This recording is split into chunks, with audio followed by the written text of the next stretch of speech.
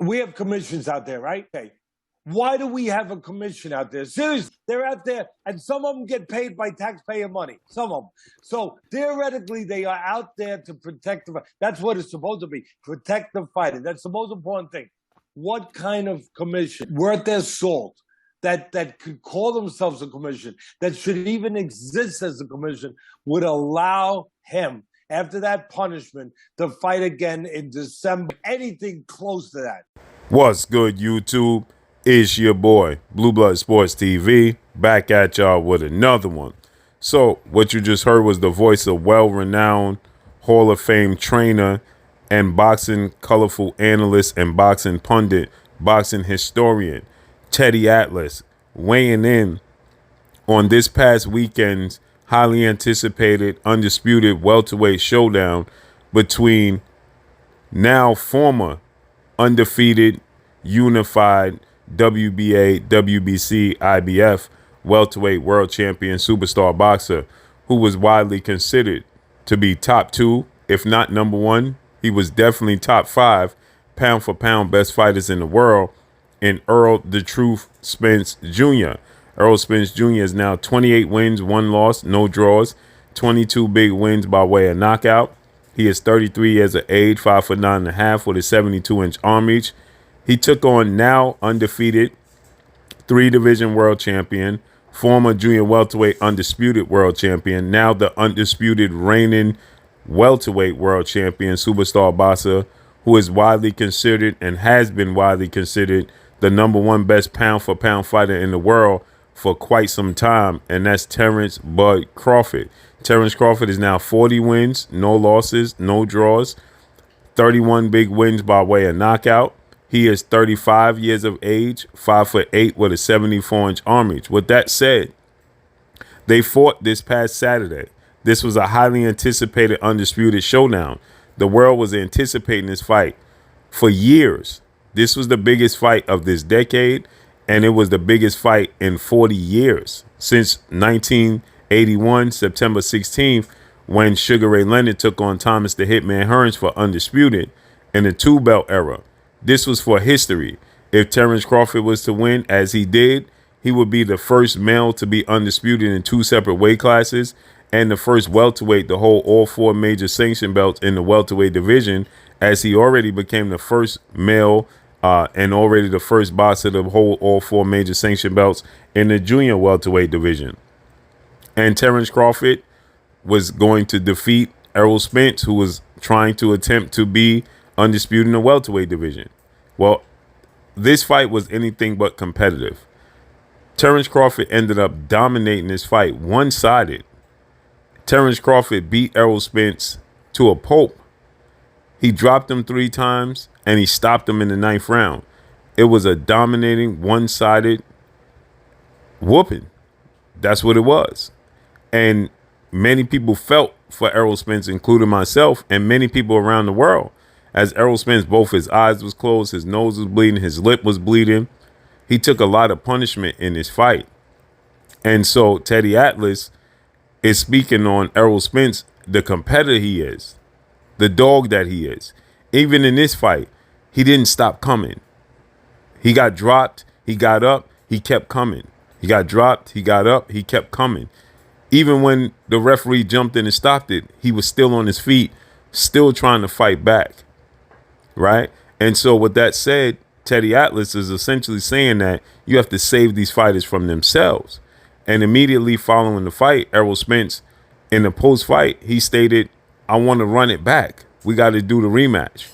And immediately, within 24 hours, Errol Spence has petitioned to have the rematch at 154 pounds in December.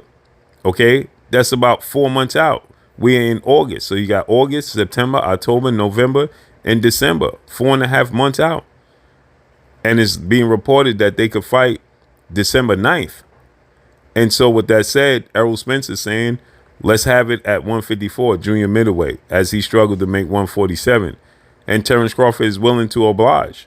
And so Teddy Atlas is saying, in such a short turnover, in such a short period of time, when we watch Errol Spence take all that punishment, how could he possibly heal up from that point to starting the training camp, because you usually in training camp at the very least for 8 weeks, some even longer, some go in camp for 10 weeks, but the very minimum is 8 weeks, which is 2 months. So if he goes into a 2-month training camp and he's fighting in December, that means he's going to start camp at the end of September at the very least, going into a fight in December. Well, we are already in August, right? And they fought July 29th. So when does Errol Spence give his body a time to heal and relax? He was already in a horrific car accident, October 2019, just a few weeks, 10 days, actually, after he unified the belts against two-time welterweight world champion, retired future Hall of Famer, Showtime Shawn Porter. Okay, so he suffered a horrific car accident that we all saw his white Ferrari tumbling down the street and him getting thrown from the Ferrari and not knowing if he would ever walk again, talk again, let alone box again. Then Errol Spence came back 14 months later. He fought and beat Danny Garcia. Then he was scheduled to fight legendary 8-division world champion, iconic Filipino superstar boxer Manny Pac-Man Pacquiao, August of 2021. And he suffered a broken nor detached retina, a serious eye injury that was threatening to take his eyesight. And then he had to be removed from that fight, and he was out the ring for a year. He came back April 22nd, Las Vegas, Nevada. He came back April 22nd, Dallas Cowboys AT&T Dallas Cowboys Stadium, and he took on, defeated in the unification bout, Yordenis Ugas, who had replaced him in a fight with Manny Pacquiao and beat Manny Pacquiao. So then he dominated Ugas, broke his ribs, nose, and orbital bone and stopped him in the 10th round. Picked up the WBA title, became the unified 3-belt champion. Then he was out the ring again for a year, and he came back, and now he fought Terence Crawford, and he himself was stopped in the 9th round. Got dominated, both eyes closed, nose bleeding, lip bleeding. He got absolutely dominated in the fight.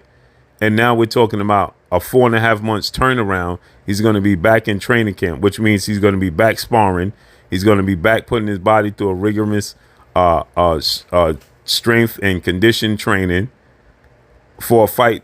So he's not giving his body any type of rest. And there was already reports that immediately surfaced that he suffered neural issues from the car accident. I have no doubt that he suffered issues from that car accident. And he's in the sport of boxing. He took big, clean punches from Yordenis Ugas, right? So Errol Spence has been in some very tough fights with Kell Brook, Yordenis Ugas. Although he stopped Kell Brook in the 11th round and he stopped Yordenis Ugas, he was taking clean punches as well. And in a rough and rugged fight with Shawn Porter. And then in this fight, the beating he took from Terence Crawford. And in the car accident and the eye injury. So Teddy Atlas is saying if the commission has any type of soul and any type of heart as human beings, they're human beings. They're not robots. Then the commission would not approve and allow this rematch to take place in a short turnover in a 4-month span, 4.5 months away. So when does he allow his body to heal? Right? We're not even a week away. I know Errol Spence's body has not healed yet and given a rest as he's rehydrating. So Teddy Atlas is not happy, and he's saying they're not robots, and he's talking about the well-being of Errol Spence Jr., which is a very, very valid reason for Teddy Atlas to have this rant. Period. Because Errol Spence has made tons of money. He has 2 little daughters and a young son that's going to be needing him in the future. In 10, 20 years, that's going to be his focus.